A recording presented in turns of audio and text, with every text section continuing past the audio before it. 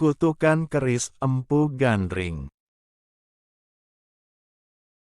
Keris Empu Gandring adalah senjata pusaka yang terkenal dalam riwayat berdirinya Kerajaan Singhasari di daerah Malang, Jawa Timur sekarang.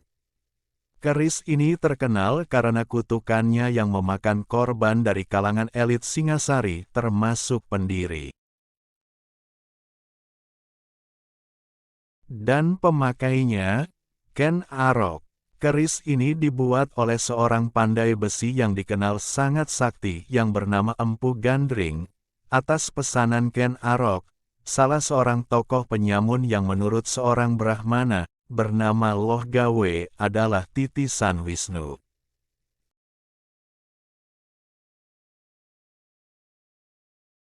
Namun Empu Gandring menyanggupinya dengan kekuatan gaib yang dimilikinya. Bahkan kekuatan tadi ditransfer ke dalam keris buatannya itu untuk menambah kemampuan dan kesaktian keris tersebut. Setelah selesai menjadi keris dengan bentuk dan wujud yang sempurna bahkan memiliki kemampuan supranatural yang konon dikatakan melebihi keris pusaka masa itu. Empu Gandring menyelesaikan pekerjaannya membuat sarung keris tersebut. Namun belum lagi sarung tersebut selesai dibuat, Ken Arok datang mengambil.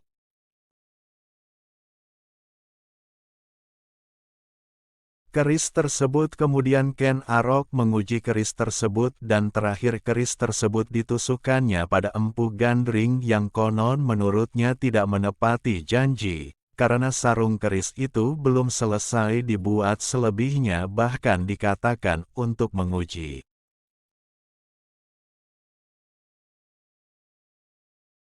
Kemampuan keris tersebut melawan kekuatan supranatural si pembuat keris yang justru disimpan dalam keris itu untuk menambah kemampuannya. Dalam keadaan sekarat, Empu Gandring mengeluarkan kutukan bahwa keris tersebut akan meminta korban nyawa.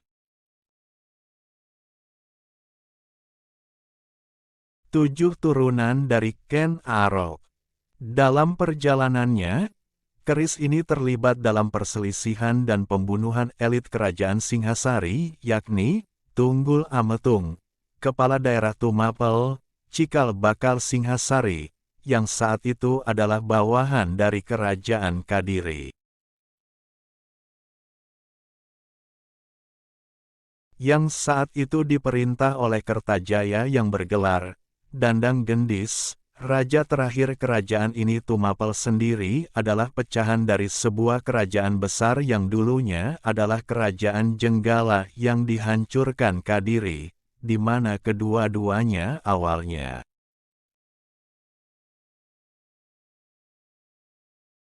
adalah satu wilayah yang dipimpin oleh Airlangga.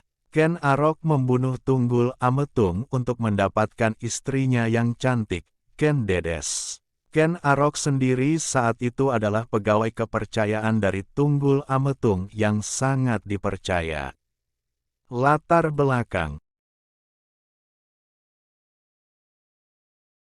pembunuhan ini adalah karena Ken Arok mendengar dari Brahmana Loh Gawe bahwa barang siapa yang memperistri Ken Dedes akan menjadi raja dunia. Sebelum Ken Arok membunuh Tunggul Ametung, keris ini dipinjamkan kepada rekan kerjanya yang bernama Kebo Ijo,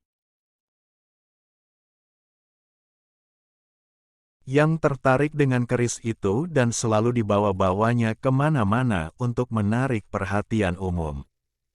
Bagi Ken Arok sendiri, peminjaman keris itu adalah sebagai siasat agar nanti yang dituduh oleh publik Tumapel adalah Kebo Ijo dalam kasus pembunuhan.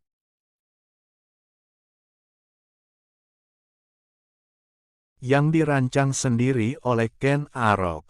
Siasatnya berhasil dan hampir seluruh publik Tumapel termasuk beberapa pejabat percaya bahwa Kebo Ijo adalah tersangka pembunuhan Tunggul Ametung. Ken Arok yang saat itu adalah orang kepercayaan Tunggul Ametung. langsung membunuh Kebo Ijo yang konon, dengan keris pusaka itu. Setelah membunuh Tunggul Ametung, Ken Arok mengambil jabatannya, memperistri Ken Dedes yang saat itu sedang mengandung dan memperluas pengaruh Tumapel sehingga akhirnya mampu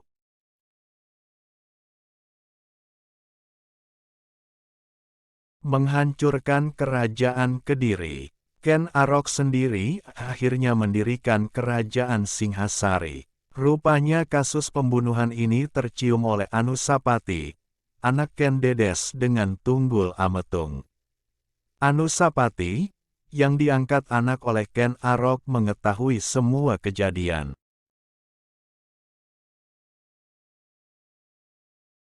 Itu dari ibunya, Ken Dedes dan bertekad untuk menuntut balas. Anusapati akhirnya merancang pembalasan pembunuhan itu dengan menyuruh seorang pendekar sakti kepercayaannya, Ki Pengalasan. Pada saat menyendiri di kamar pusaka kerajaan, Ken Arok mengamati pusaka kerajaan yang dimilikinya. Salah satu pusaka yang dimilikinya adalah keris tanpa sarung buatan Empu Gandring yang dikenal sebagai keris Empu Gandring. Melihat ceceran darah pada keris tersebut, ia merasa ketakutan.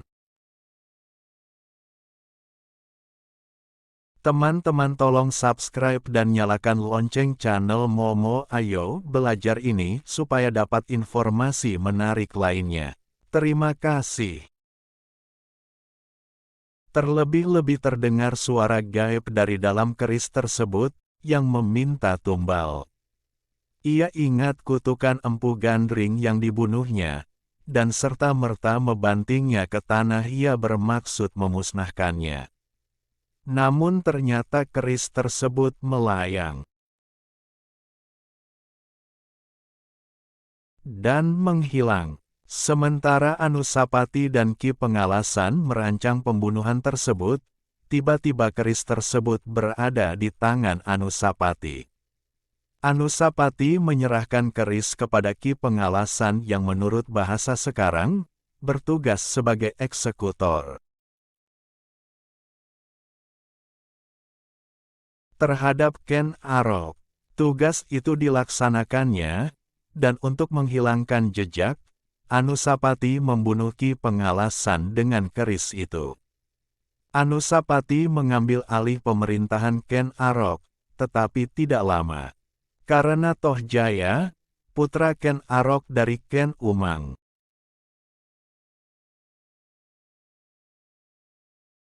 akhirnya mengetahui kasus pembunuhan itu. Dan Tohjaya pun menuntut balas.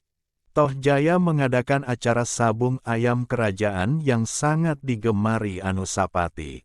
Ketika Anusapati lengah, Tohjaya mengambil keris Empu Gandring tersebut dan langsung membunuhnya. Tohjaya membunuhnya berdasarkan hukuman di mana Anusapati diyakini membunuh Ken Arok. Setelah membunuh Anusapati, Tohjaya mengangkat dirinya sebagai raja menggantikan Anusapati. Tohjaya sendiri tidak lama memerintah.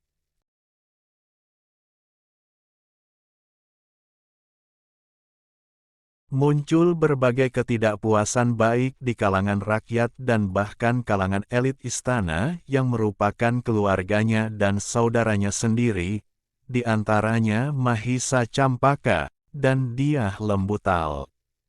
Ketidakpuasan dan intrik istana ini akhirnya berkobar menjadi